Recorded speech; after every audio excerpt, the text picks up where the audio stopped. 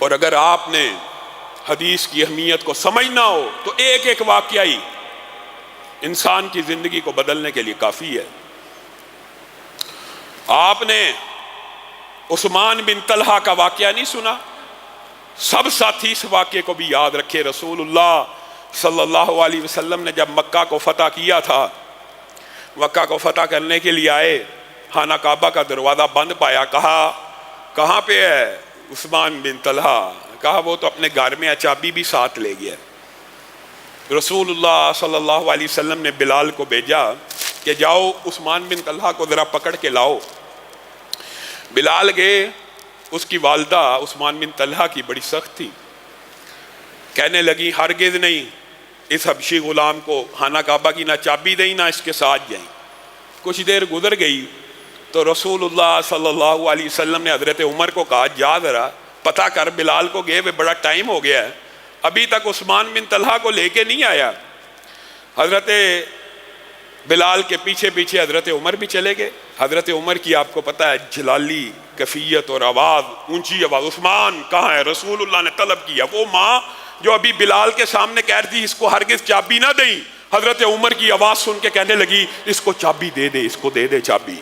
کہا چابی نہیں لینی، اس کو ساتھ لے کے چلنا ہے۔ رسول اللہ صلی اللہ علیہ وسلم نے چابی نہیں منگوائی، عثمان بن طلحہ کو طلب کیا ہے۔ عثمان اتنی بات کا خیال صحابہ رکھا کرتے تھے، ورنہ چابی لے کے آ جاتے۔ عثمان بن طلحہ کو ساتھ لے کے گئے، انہوں نے دروازہ کھولا، رسول اللہ صلی اللہ علیہ وسلم نے جو عبادت کرنی تھی کر کے باہر آئے اور کہنے لگے کہاں عثمان بن طلحہ؟ کہا وہ تو روتا ہوا اپنے گھر کو واپس چلا گیا۔ کہا پھر بلا کے لاؤ۔ عثمان کیا ہمیں چابی دے کے راضی نہیں تھے، خوش نہیں تھے جو مجھے پتا چلا روتے ہوئے چلے گئے ہو؟ کہا اللہ کے رسول تب عثمان بن طلحہ نے اسلام کو قبول کر لیا ہوا تھا۔ اے اللہ کے رسول اس لیے نہیں تھا روتا کہ چابی آپ کو دی ہے، روتا اس لیے تھا کہ کاش اس وقت بھی آپ کی حدیث کے اوپر ایمان ایسا ہوتا جیسے آج ہے۔ کس وقت عثمان؟ ایک دن آیا تھا، میرے پاس ہی چابی تھی اور میں ہی اس دروازے کا خازن تھا، مکہ کا دور تھا، آپ میرے پاس آئے تھے اور آپ نے مجھے آ کے کہا تھا عثمان چند لمحوں کے لیے اس دروازے کو کھول دے، میں محمد صلی اللہ علیہ وسلم اس میں عبادت کرنا چاہتا ہوں۔ تو اس وقت میں نے آپ کو چابی نہیں تھی دی، تو آپ نے ایک بات کہی تھی، آپ نے کہا تھا عثمان ایک وقت آئے گا یہ چابیاں میں محمد صلی اللہ علیہ وسلم کے ہاتھ میں ہوں گی اور میں محمد جس کو چاہوں گا عطا کر دوں گا۔ میں روتا اس بات کے اوپر ہوں، آج جیسے آپ کی بات کے اوپر یقین تھا، کاش اس وقت بھی اس بات کے اوپر یقین ہوتا کہ ایک وقت آئے گا چابیاں آپ کے ہی ہاتھ میں ہوں گی تو میں اسی وقت آپ کے لیے دروازہ کھول دیتا۔ کہا عثمان پھر ٹھہر، پھر رک جا، ایک بات میں محمد صلی اللہ علیہ وسلم کی بھی سن لے۔ جی اللہ کے رسول یہ چابیاں تجھے پہلے دی تھی کافروں نے، تجھ سے واپس چھین لی گئی، اب دینے والا کون ہے؟ میں محمد صلی اللہ علیہ وسلم۔ خذوها خالدتن طالدتن لا ينزعها منك الا کافر۔ اے عثمان اب یہ چابیاں دینے والا میں محمد صلی اللہ علیہ وسلم ہوں، اس کو تھام لے ہمیشہ کے لیے، ابد و آباد کے لیے۔ یہ چابیاں تیرے گھر میں رہیں گی یہاں تک کہ ایک کافر آئے گا جو تیرے سے یہ چابیاں چھین لے گا۔ یہاں پہ آپ نے رکنا ہے۔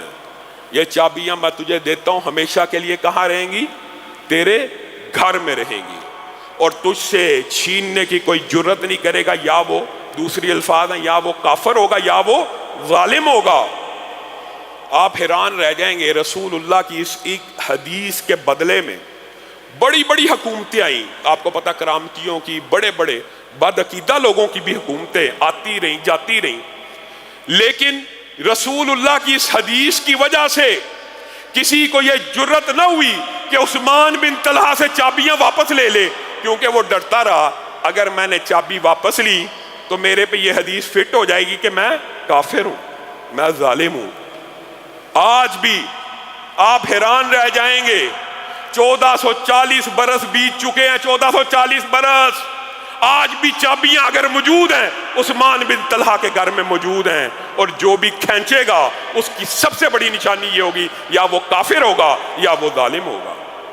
یہ حدیث رسول کی حجیت، آج بھی چابیاں عثمان بن طلحہ کے گھر میں ہیں، چابیاں تیرے پاس رہیں گی، تیرے پاس رہیں گی، میں محمد صلی اللہ علیہ وسلم نے عطا کی ہیں، اب تجھ سے کوئی نہ چھین سکے گا، اگر کوئی چھینے گا وہ کافر ہوگا یا ظالم ہوگا۔